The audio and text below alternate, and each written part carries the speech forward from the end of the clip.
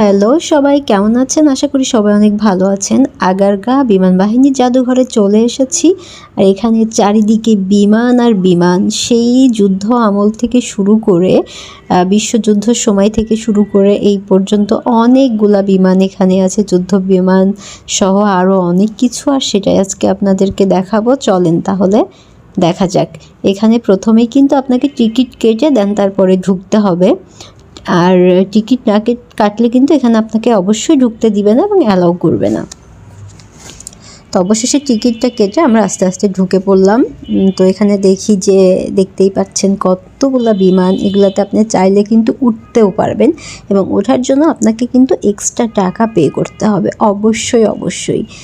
আর জায়গাটা অনেক অনেক অনেক বেশি সুন্দর আর খুবই ভালো লাগছে আমার এখানে গিয়ে। এখানে বাচ্চারা সাধারণত অনেক বেশি মজা পায়। আর সবথেকে বড় কথা যে এখানে জানতে পারে অনেক কিছু। আর চাইলে আপনি আপনার প্রিয়জনকে নিয়ে এখানে আসতে পারেন, আপনার বেবিকে নিয়ে আসতে পারেন। আমার আসলে এরকমের স্পেশাল কেউ নাই, বা আমার বেবিও নাই, সো আমি এখানে একাই চলে এসেছি। আর চারিদিকে এত বেশি মানুষ ছিল আর এত সুন্দর পরিবেশটা ছিল, সেটা একটা মন কাড়া একটা ব্যাপার ছিল।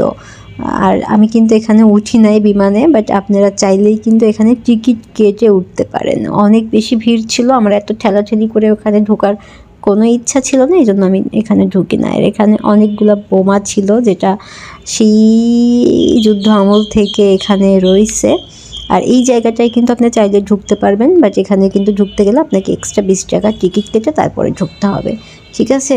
তো আপনি চলে যেতে পারেন অনায়াসে এই আগারগাঁতে আর সুন্দর সময় উপভোগ করতে পারেন।